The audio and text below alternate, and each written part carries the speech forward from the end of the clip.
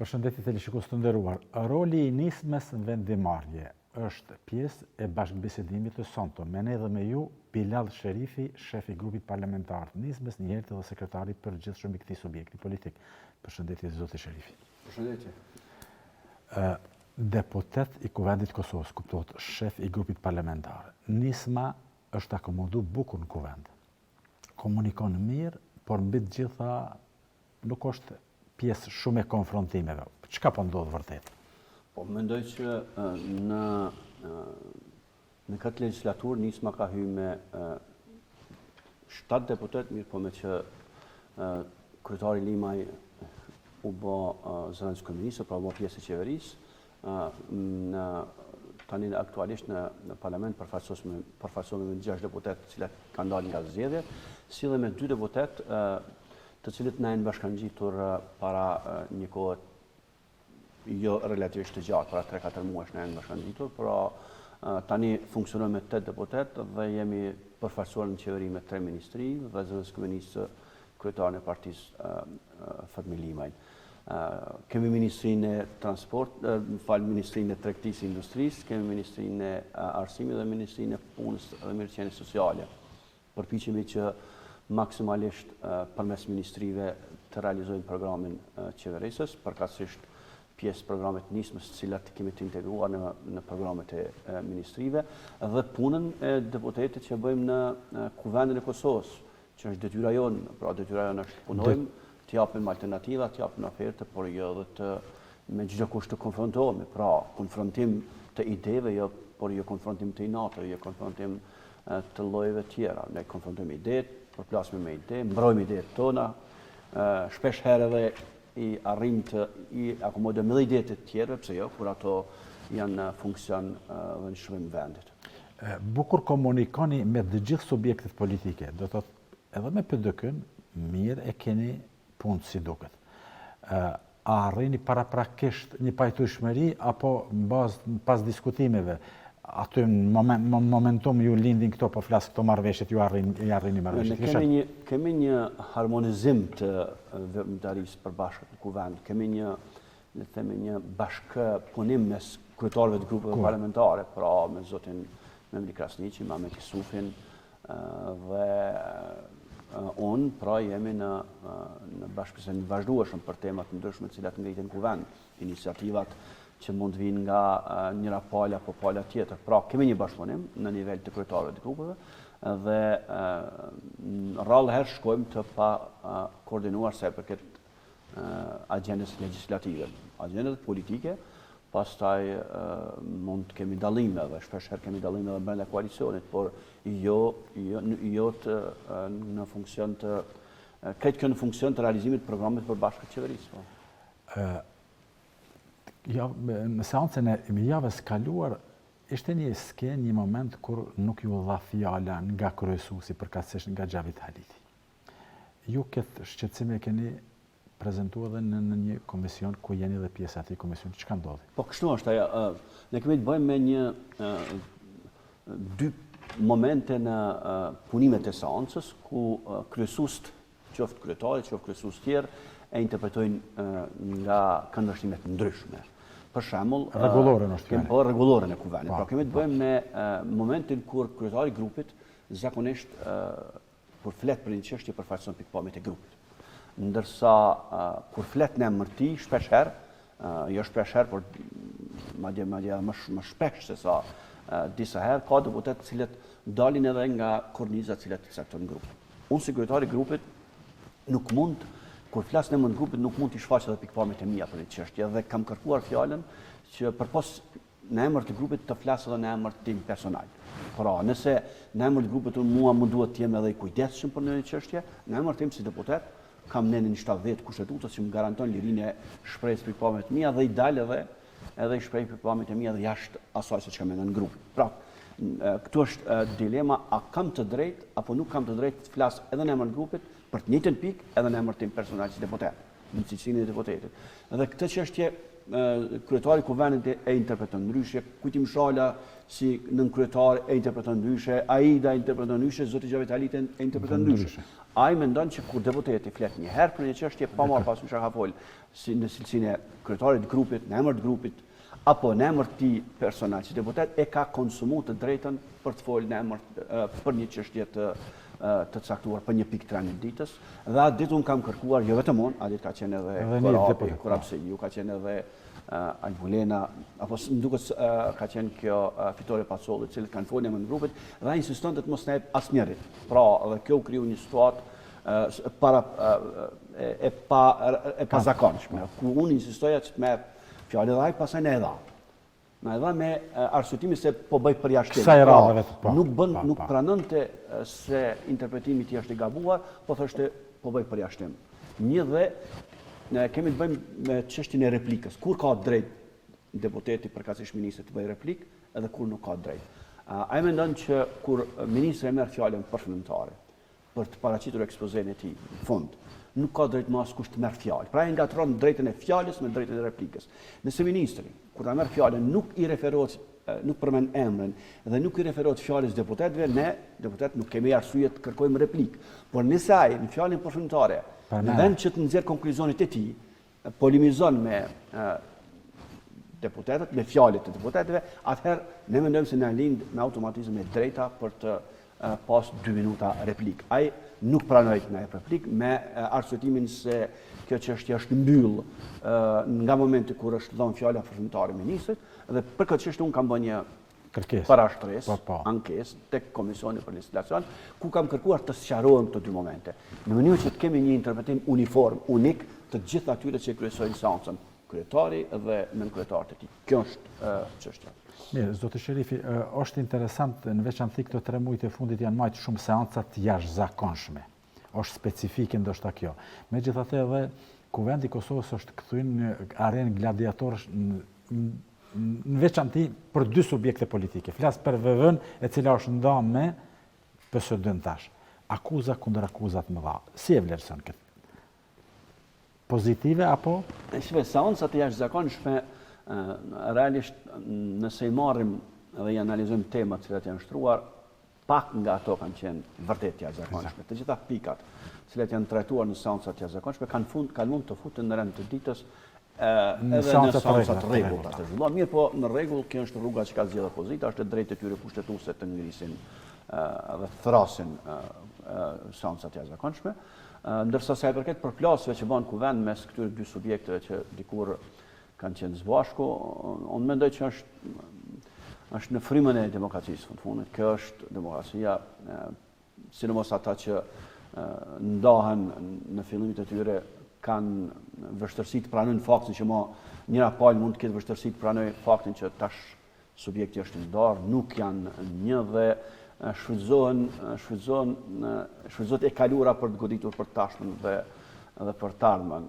Mendoj që vetëvendosja është çështje e tyre, por mendoj që duhet ta pranoj faktin që ata nuk janë bashkë dhe të mos i kthehet më të kalurës, në fund kjo është një sugjerim miqësor, po të ecin përpara të 2 palët pa ju referuar të kaluas, në mënyrë që të fillojnë të japin kontributin për vendin në mënyrat e tyre dhe në vizionin e tyre ashtu siç e shohin. Nuk mendoj që i kontribuojnë në fundit as vendit, po as vetvetes nëse vazhdimisht qëndrojnë në të kalurën. Mirë është që e kalura të jetë një, le të themi të jetë një kujtim i mirë për të gjithë ata që deri në një moment kanë ecë bashkë dhe nga momenti kur janë ndarë të fillojnë të mendojnë se si mund të kontribuojnë nga pozicionet ku janë tash. Po megjithatë është e drejtë e tyre, nuk dua dhe çështja e tyre nuk dua të bëhen pjesë e debatit të tyre. Zoti Sherifi, unë mendoj, do thosh një bindje imja, me që përcjell kuvendin se ke qenë shumë herë i zëshëm për gjëra të cilat ndoshta shumë pak ka prit dikush se do të ishe ai vërtet i cili ke prezantuar për fenomene të ndryshme në kuvend. Megjithatë është edhe për një çështje e cila ndoshta edhe këtu do të ikesh, por kisha dashur me qenë pak më konkret. Shumë do të thotë deputet po na dalin se kanë qenë pjesë e shikut shërbimit informativ të Kosovës. Kjo temë është bë e përditshme në kuvend. Çka po na ndodh lutem? Pse po na ndodh? Unë mendoj që shërbimi informativ i Kosovës pari kur është themeluar ka qenë pjesë e ushtrisë shqiptare të Kosovës, gëdysh. Pastaj, madje, e ka për detyrë Kadri Veseli, si qaroj këtë, por Shiku, Shërbimi Informativ i Kosovës ka një histori edhe pak para themelimit, apo pak para shfillimit luftës. Pra është paramarrësit të vitit 98, por le ta sqaroja, nuk është sigurisht personi. Nuk do të pse i di disa procese si janë zhvilluar, sepse kam qenë pjesë e tyre dikur, por nga momenti kur është themeluar qeveria e përkohshme, është themeluar edhe shërbimi me këtë emër, Shërbimi Informativ i Kosovës, madje ka qenë një komunikat ku përpos ministrive themelohet edhe Shërbimi Informativ i Kosovës në krye zotin Kadri Veseli. Pra, dhe unë për mendimin tim, kushdo që ka qenë pjesë e tij deri në momentin kur qeveria e Kosovës është shpërvë dhe është kriju këshilli tranzitor, nuk ka arsye ta mohoj atë. Pa marrë parasysh se kush sot. Pra, sepse shumë kush po dëshiron që të kaluarën e tij ta ndërtoj me atë kush sot. Pra, nëse sot jemi armiq, duhet kemi qenë armiq edhe dje, që është qasje e gabuar. Dhe kushdo që nuk ka qenë pjesë e Shikut nga ai moment, nuk ka pse të as të ndjehet krenar, as të turpërohet, sepse në fundit i takon kryesuesit, udhëheqësit e tij të sqaroj se në mbi çfarë baze, nga momenti kur është shuar qeveria e përkohshme, ka vepruar dhe ka zhvilluar aktivitetet. Nuk më takon mua, unë kam qenë në strukturat drejtuese të Partisë Demokratike të Kosovës, më herët në strukturat drejtuese të Lëvizjes Populore të Kosovës, të Ushtrisë Shqiptare të Kosovës, dhe nuk dua të edhe nuk më takon mua që t'i sqaroj këto, sepse në fundit më takon aktorëve të cilët kanë pas pozicione drejtuese, në këtë rast Kadri Veseli, që t'i sqaroj këto raste. Por nuk mendoj, ajo që do të mund të përmbledhja me një fjali,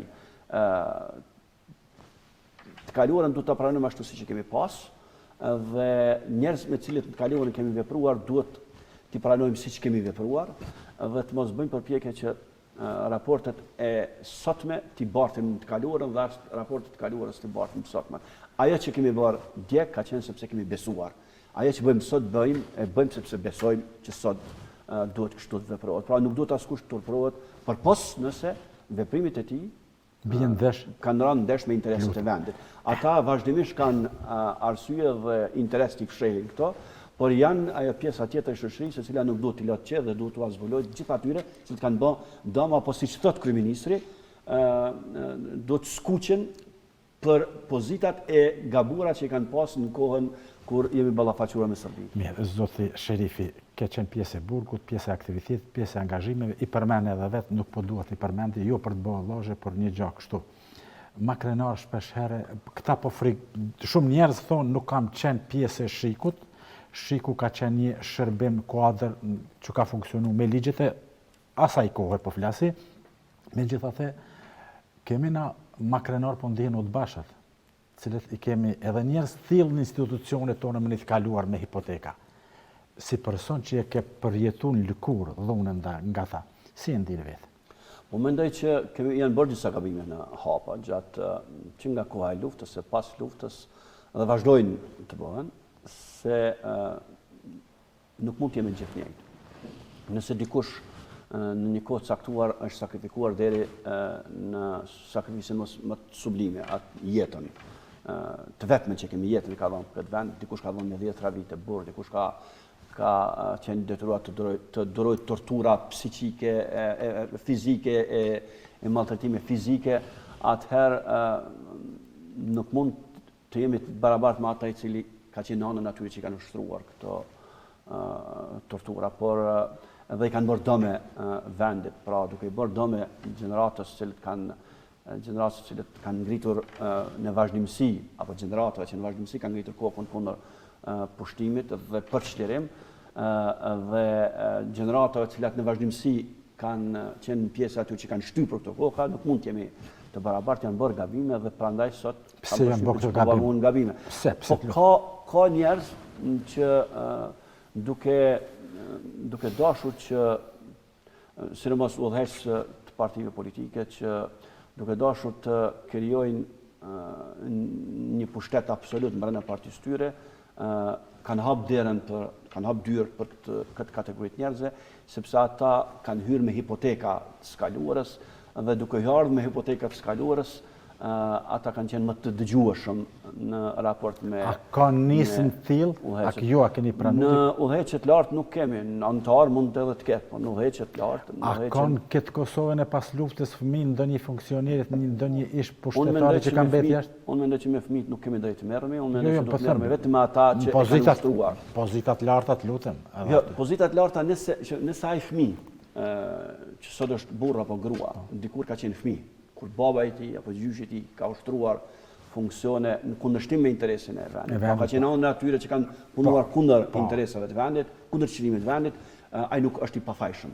Mirë po, unë nuk e kam me fëmijët e tyre, nuk e kam me ata që 20 vite kanë qenë, janë të përfshirë, pothuajse në gjitha segmentet e shtetit, që nga policia, drejtësia, diplomacia, pra gjithka janë të përfshirë dhe kjo, për mendimin tim ata të cilët i kanë pas duar të përlyera qoftë me dajakun që kanë dhënë njerëzve, qoftë me mënyrat e ndryshme që cilat i kanë ushtruar për të ushtruar presion dhe tortura mbi të burgosurit, mbi popullatën, mbi emigracionin, ne kemi njerëz që janë vrarë, që janë vëllezër Gërvalla dhe Kadrizeka, pra kemi njerëz që janë vrarë në mërgat nga njerëz që kanë planifikuar likuidimin e tyre. Pra dhe nuk mund të jemi të gjithë njerëz. Por fatkeqësisht pas luftës kemi provuar, është provuar që të gjithë të bëhen tani më patriotë dhe kontrabuzonës, po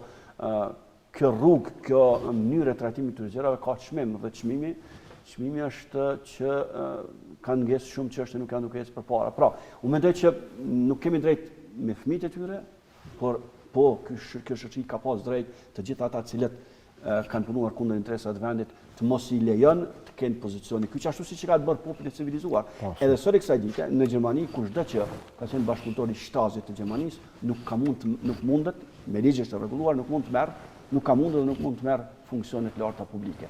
Jetën e përditshme nga momenti kur ai mund të ketë vuajtur me pasoja që për veprimet e tij, nëse ka pas ndonjë akuzë, ndonjë gjykim, është dënuar me burg, nga ai moment edhe çdo kush është qytetar i lirë ka të drejtë të çojë të bëjë jetën e tij, por jo të ushtrojë funksione publike sepse është një rregull. Kushdo që një herë ka bashkëpunuar me pushtuese nuk mund kur them ka bashkëpunuar me pushtuese nuk kuptoj të gjithë ata që kanë punuar në administratë, se dikush është dashur të punojë, por kam fjalën për njerëz që kanë qenë prokuror, gjykat, që kanë dënuar njerëz, policë që kanë rrohur njerëz, inspektor federativ apo krajinor cilët kanë ushtruar torturën kundërshtim edhe me ligjet e atëhershme të Jugosllavisë. Pra, të gjithë ta nuk do të duhet kishin drejt të kenë funksione publike, pra kjo shoqëri ka dështuar në këtë drejtim dhe mendoj që ligji i ilustracionit cilin e ka iniciuar deputeti Zafer Berisha duhet shtyhet përpara dhe më në fund edhe kësaj çështje të japim një përgjigje. Por tani një herë urgjente mendoj që e kemi rezolutën për dënimin e krimeve të gjenocidit të ushtruar nga shteti i Serbisë gjatë luftës në Kosovë. Mirë, zoti Bilal, diçka edhe kështu. Thuhet se kjo periudha pas luftës, kjo periudha na zgjati bukur shumë 20 vjeçare, shumë ideale për mashtrues, për pothuador, për servil, për njerëz të cilët janë gjendje gjithçka me baves me qenë afër pushtetit. A është instaluar edhe kjo strukturë dhe pse është lejuar në veçanti, po të referohem edhe juve kur ju po thirrni se keni dhënë kontributin më të madh. Nuk po them vetë juve personalisht, po flas si general, po, prandaj pse e keni leju kur ju një zgjenim të lutem. Ju e përdoret shprehjen puthador, them kudo që ka dorë për të puthur do të ketë puthador që do ta puthin. Por mendoj që gabimi është bërë nga ata që kanë lejuar, kanë shtrirë dorën për të puth, por unë tregova arsyet se pse e kanë bërë. Pra kanë bërë sepse kanë pasur dëshirë që të udhëheqin njerëz cilët nuk kanë identitet, nuk kanë dinjitet, nuk kanë integritet, më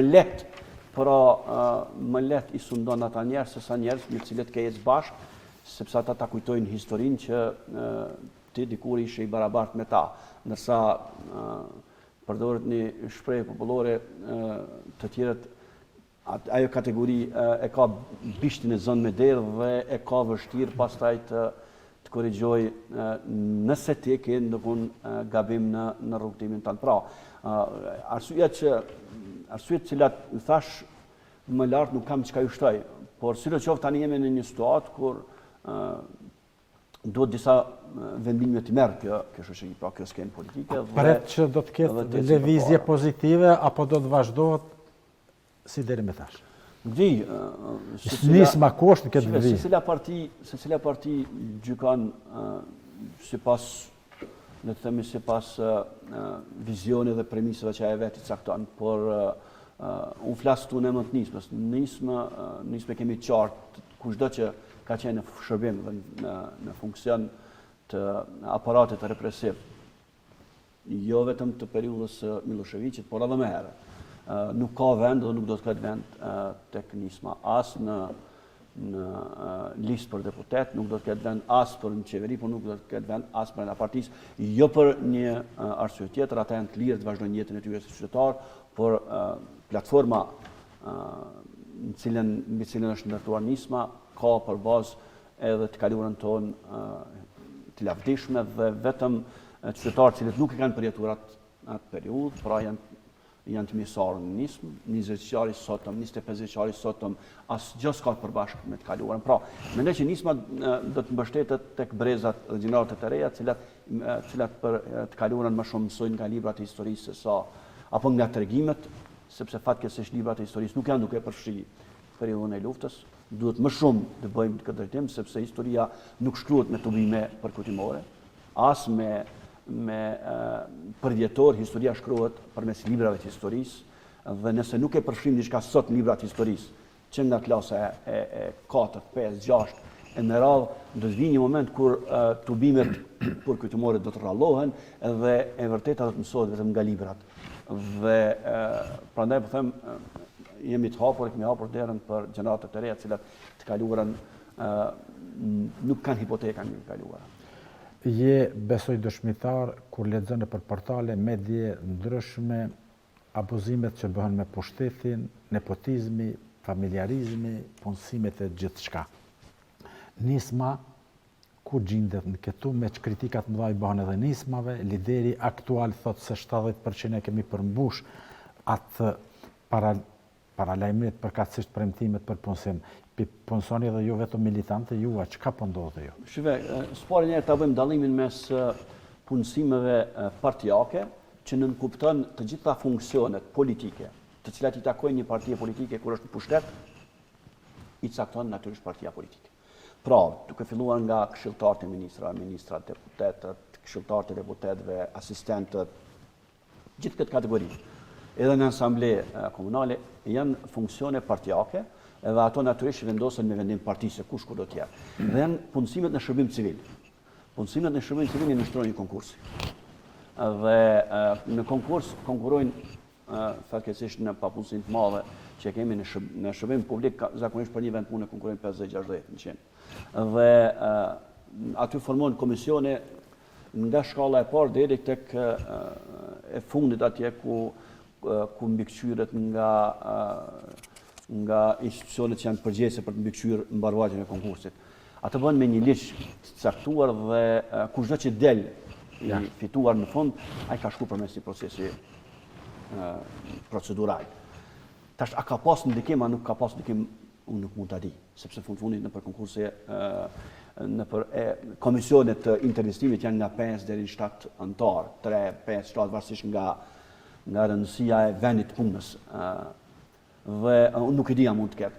A ka të punësuar të partive politike dhe të Nismës në të konkurse, natyrisht që ka. Sa ka mund të ushtrohet ndikim, a ka mund të ushtrohet, kush ka mund të ushtrohet ndikim, unë nuk mund të di. Dhe faza ajo tjetra e fundit që është që po quhen punësime, po në fakt nuk mund të konsiderohen punësime sepse janë angazhime me kontratë në vepër për një periudhë të caktuar kohore, 6 muaj, më duket 2 herë nga 6 muaj, më shumë nuk ka drejt sipas ligjit të angazhohet i njëjti person. Pra, këto paguhen nga vija buxhetore malla dhe shërbime. Pra, kërkohet një shërbim për të kryer dhe angazhohen disa njerëz, pra më shumë do të quaja angazhime me kontratë në vepër sesa punësime, sepse ata pas 6 muaj apo 12 muaj sërish do të kthehen në shtëpitë e tyre, do të mbesin pa punë. Duke pas parasysh këtë, them që ka edhe të Nism-Ës, edhe të kontratën vepër, ka edhe të PDK-s, ka edhe të gjitha subjekteve politike. Dhe ka edhe nga ata të cilët nuk janë në për parti politike, varësisht nga, sidomos tek punësimet me konkurs, ka që nuk janë në për parti politike, të cilët dëshmohen që janë më të mirë se gjitha të partive politike. Njerëz nuk e besojnë këtë, por ka shumë konkurse të cilat rrëzohen nga Këshilli i Lartë mbikëqyrës.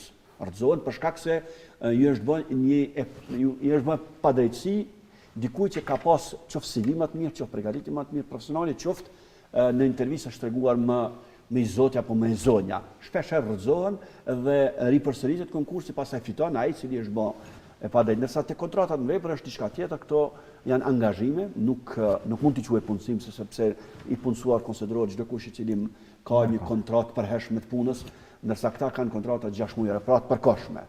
Dhe ky është shpjegimi që unë mund ta jap. Do thotë ju po bëni çka kanë bërë edhe të tjerët apo? Jo, nuk është se ne po bëjmë çka kanë bërë të tjerët, por kontratat në vepër, angazhimet të përkohshme nuk ka rrugë tjetër. Ose duhet ndalohet me ligj, ose përderisa ligji lejon angazhimin, atëherë gjithmonë do të ketë institucione, qoftë ministra, qoftë nivele tjera të pushtetit që do të angazhojnë njerëz, qoftë nëpër komuna, që do të angazhojnë njerëz për të kryer një shërbim për një periudhë të caktuar kohore. Dhe ne nuk mund t'i marrim jashtë Kosovës ata njerëz, ato të jenë të Kosovës. Mund të jenë antar të Nism-Ës, të PDK-s, të AK-s, të LDK-s, të VV-s, ku ta diun, por janë njerëz të këtij vendi. Dhe procesi i verifikimit tyre për nga cilësia është më i vogël, siç thash, se sa procesi që bëhet për ata që punësohen përmes konkursit. Mirë, zoti Sherifi, edhe diçka, Bilal Sherifi po thuaj gjithnjë ka qenë kritik edhe ndaj punës presidentit aktual, një kohë kryeministër Hashim Thaçi. Keni refuzuar edhe dekoratën që javë ka nda juve. Ka diçka këtu që nuk pajtoheni me punën, angazhimin, me aktivitetin, me bisedimet me Serbinë, apo çka të kisha lutur? Po shive, unë dallimet me zotin Thaçi, unë i kam që nga koha kur kemi qenë në Partinë Demokratike të Kosovës. Zbashku dhe unë për nga natyra jam i tillë, nuk pranoj të udhëhiqem nga autokrat. Në momente kur mbyllet debati brenda partisë, unë filloj flas. Dhe unë nuk e ndali kur të drejtën, nuk jam oj vetes të drejtën, as nuk pranoj të hinë pazar me një drejtë fituar. E drejta për të shpreh mendimin tënd është e drejtë fituar dhe nuk pranoj që të hynë pazare me asken, dhe unë nuk kam pranuar as me zotin Thaçi ta bëj këtë dhe kam kritikuar një herë brenda partisë, pastaj kam filluar ta kritikoj edhe jashtë partisë rrugën autokrate që kishë marrë në drejtim partisë. Dhe vendimet autokrate të cilat i merrte jo vetëm që kishin të bëjnë me partinë, por edhe me qeverinë dhe sidomos në raport me Serbinë. Dhe mënyrën se si e hapi dialogun në vitin 2011, unë Krasniqi, atëherë dhe zoti Lima, kemi qenë kritik për faktin se kemi thënë që një formë e tillë hapjes dialogut rrezikon çështjen e zgjidhur të Kosovës ta shndrojnë në çështje të pazgjidhur. Gjë që fatkeqësisht sot po vërtetohet që të gjithë tani po thonë se pa, edhe ai vetë ka filluar ta thotë që pa u marrë vesh me Serbinë nuk mund të konsiderojmë që kemi zgjidhur çështjen e Kosovës. Pra kjo është gabim, prandaj kam qenë kundër, nuk ka pas asgjë personale dhe po dekoratën kërkesën për të pranuar dekoratën unë e kam refuzuar dhe unë tash për herë të parë po e bëj edhe publike një detaj, një herë më është kërkuar nga disa miq të përbashkët që jam pyetur a do ta pranoja nëse dekorohem. Unë miqve nuk kam thonë, as po asoj kam thonë, unë do t'i tregoj atij pasi të flet presidenti, do ta bëj publike qëndrimin tim, tash nuk dua të flas. Edhe unë kam marrë një telefonat pastaj ditën që më dhënë dekoratat nga ambasada e Kosovës në Shkup, ku jam ftuar për të shkuar në manifestimin në Shkup. Dhe nuk kam shkuar dhe pasi ka dhënë ai dekoratat, unë e kam bërë publike refuzimin tim. Pra, është çështje parimi. Është çështje që unë mendoj që ai ka humbur kredicialet morale për të dhënë dekorata për një çështje që nuk ka mbrojtë sa duhet. Ai ka qenë kryeministër në kohën kur Kosovë i ka rihap bisedimet me Serbinë, çështjen e mbyllur e ka shndruar në çështje të hapur. Ai ka qenë kryeministër në kohën kur është humbur betejë me dikmartin dhe me pasues të dikmartit dhe si pasojë e saj ka gjykata speciale kundër UÇK-s dhe duke pas parasysh që ai ka qenë në krye të shtetit, qeverisë, në krye të gjitha segmenteve kryesore, nuk e ka bërë detyrën si duhet, konsideroj që nga momenti kur ti nuk i ke kryer detyrën si duhet, të humbe edhe drejta për të shpërndar dekorata, sepse fundu dekoratat janë më shumë nga dimensioni moral se sa diçka tjetër. Për mendimin tim nuk bart më kredenciale morale për të dekoruar askënd. Bisedimet me Serbin, takimi i djeshëm përsëri Han deklaron, po që se dy palët merren në vesh, mund të ketë lëvizje të kufir, do thotë po që se arrit ndonjë marrëveshje. Si e komentoni ju dhe Nisma? Ju dini, në pozicionin e Nismës është i qartë. Çdo lëvizje kufeve, çdo fillim i bisedimeve për kufet, bëhet çdo fillim i procesit për të arritur një marrëveshje që do të kishte si rezultat prekjen e kufeve, bëhet për interesat të Serbisë, jo për interesat e Kosovës. Pse pra, nëse e dim sakt që ky proces po bëhet për shkak se duhet të arrit një marrëveshje e cila bëhet e pranueshme në Serbi, pse ne duhet të hyjmë në një proces? Pra këtu po bëhet fjalë për një proces e cila do të kënaqë të Serbinë. Dhe Serbia nuk e kënaq asgjë tjetër post të marrë territor. Pra nëse Serbia deri dje ka insistuar ta mbajë krejt Kosovën, nga momenti kur është shpallë pavarësia e Kosovës, në fakt ka ndërhyrë NATO, është shpallë pavarësia e Kosovës, ka dalë me vendim gjykata ndërkombëtare e drejtësisë, ajo tani më e din, e ka pas parasysh që nuk mund ta mbajë më në tërësi Kosovën. Pra, po çka mund të bëj? Mund të bëj përpjekje për të marrë një pjesë të saj. Cilën pjesë? Atë cilën edhe e kontrollon, atë cilën edhe kontrollon përmes strukturave të saj në veri. Pra, nëse ti e din gjendjen cilën e ke në teren dhe pranon që të hysh në një proces ku duhet të prodhohet një servis, si thon, një marrëveshje, si thon, e cila mund të shritet në Serbi, pra je duke u bë pjesë e marrëveshjes apo pjesë e një projekti që është gatuar në Serbi, bashkë me miqt dhe alat e Serbisë, jo me miqt dhe alat e Kosovës. E tash miqt dhe alat e Kosovës janë në një pozicion kur bëjnë presion që të fillohet procesi. Të fillohet një proces i bisedimeve, por askush nuk është duke na kërkuar që të pranojmë të hyjmë në një proces për shkëmbim territorëve apo për ndarje, sepse apo korrigjim, siç e thotë, sepse ndaç thuj korrigjim, ndaç thuj shkëmbim, në fakt, në esencë fshihet ndarja e Kosovës. Dhe në fund të procesit pastaj do të shihet që krejt ky proces ka filluar për ta ndarë Kosovën në mënyrë që Vučići nga kriminal i djeshëm i luftës sot të bëhet paqësor dhe heroj i Serbisë, duke thënë unë shpëtova kaq sa mund ta shpëtoj sepse Miloševići e kishte humbur krejt. Prandaj mendojmë që nuk duhet të hyhet në një proces ku për temë ka kufirin, sepse sikur të ishte për drejta të komunitetit serb në Kosovë, nuk di që ndonjë vend në botë ka akomoduar më mirë komunitetet tjera, jo shumicë, se sa Kosova. Pra nuk di që serbët si komunitet do të mund të kenë më shumë të drejta në kuadër të Kosovës më shumë se kaq. Pra, bëhet fjalë për territor dhe ne nuk do të hyjmë një proces i kufritë për territor. Lideri i juaj, Fatmir Limaj, do thotë e ka këtë mendim dhe mendon se do të jetë me këto qëndrime dhe në raport, po që se Hashim tha që hyn në bisedime?